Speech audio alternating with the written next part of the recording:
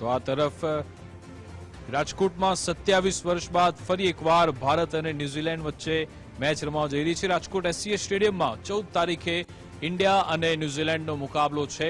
રાજકોટ ભારત અને ન્યુઝીલેન્ડની ટીમ પહોંચી ગઈ છે. નિરંજન શાહ સ્ટેડિયમમાં 27 વર્ષ પછી વન ડે મેચ રમાવા જઈ રહી છે, જેના માટે તમામ તૈયારીઓ અહીંયા થઈ ચૂકી છે. નિરંજન શાહ સ્ટેડિયમમાં 27 વર્ષ પછી વન ડે મેચ રમાવા જઈ રહી છે. ભારત ન્યુઝીલેન્ડની ટીમ ચાર્ટર પ્લેનથી અહીંયા આવી પહોંચી છે. ભારત અને ન્યુઝીલેન્ડ વચ્ચેની સિરીઝ યથાવત ચાલુ રહી છે. પહેલો મેચ ભારતે જીત મેળવી લીધી છે અને બીજો મેચ છે તે રાજકોટના નિરંજન શાહ સ્ટેડિયમની અંદર રમાવા જઈ રહ્યો છે. હેમાંશુભાઈ છે, સીધા તેમની સાથે વાત કરશું. હેમાંશુભાઈ, બીજો મેચ રાજકોટની અંદર મારે વાત કરવી છે, ભારત અને ન્યુઝીલેન્ડ કેટલા વર્ષ પછી રાજકોટમાં રમવા આવી રહ્યા છે વન ડે મેચ, શું કહો છો?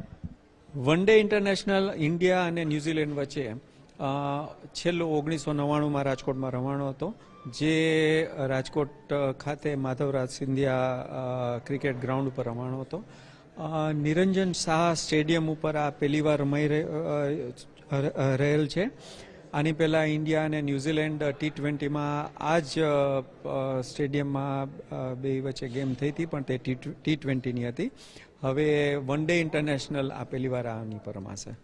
હેમાંશુભાઈ, જે રીતના વન ડે ઇન્ટરનેશનલ અને T20 આમાં જે તફાવત રહ્યો છે, આ વખતે જે વન ડે રમાઈ રહ્યો છે તેમાં કયા પ્રકારનું ચેન્જીસ રહી શકે છે? કારણ કે જે રીતના T20માં ફાસ્ટ રમવાનું હોય છે, વન ડેમાં એ રીતના શું કહો છો? ખાસ ના, તમે જોશો તો દરેક ફોર્મેટમાં અત્યારના બહુ પોઝિટિવ અને એગ્રેસિવ ગેમ થઈ ગઈ છે.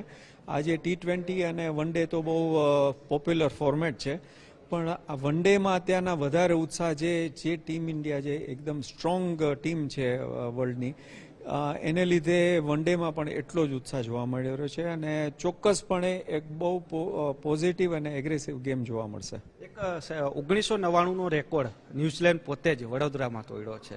શું લાગે છે આ રાજકોટમાં પ્રથમ વખત વન ડે બંને વચ્ચે નિરંજન શાહ સ્ટેડિયમમાં રમાઈ રહ્યો છે, શું લાગે છે? સૌથી પહેલાં તો ઘણું બધું એક્સાઇટમેન્ટ છે. ક્રિકેટ રસિકોમાં આનો ખૂબ જ ઉત્સાહ જોવા મળી રહ્યો છે. બંને ટીમ બહુ સારી છે, પણ ચોક્કસપણે આપણને બધાને તો ચોક્કસ ઇન્ડિયાની ટીમ જે આજે સારા એવા સુપરસ્ટાર્સથી ભરેલી છે, તો એ ટીમનું પરફોર્મન્સ તો ચોક્કસપણે આ સ્ટેડિયમ ઉપર સારું રહેશે. ખાસ ટીમ ક્યારે આગમન થશે, નેટ પ્રેક્ટિસ અને શું તૈયારીઓ? આજે બપોરે બરોડાથી બંને ટીમો ચાર્ટર્ડ ફ્લાઇટમાં સાથે રાજકોટમાં એમનું આગમન થશે.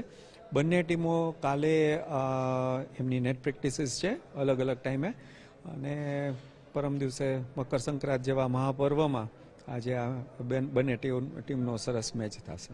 ટિકિટ્સની વાત કરીએ તો કેટલા પ્રેક્ષકોની આશા, જે રીતના અત્યારથી બુકિંગ પણ હાઉસફુલ જોવા મળી રહ્યું છે? જે જાણો છો કે આ સ્ટેડિયમની અબાઉટ 29,000ની કેપેસિટી છે. અત્યારના ચોક્કસપણે લાગે છે કે આ ફૂલ હાઉસ રહેશે. હેમાંશુભાઈ, જે રીતના બંને ટીમનું છે તે આજે રાજકોટની અંદર આગમન થશે, આવતીકાલે નેટ પ્રેક્ટિસ કરવાના છે અને 14 તારીખે જે રીતના પતંગો ઉડશે એ જ રીતના સ્ટેડિયમની અંદર દડાઓ ઉડતા જોવા મળવાના છે.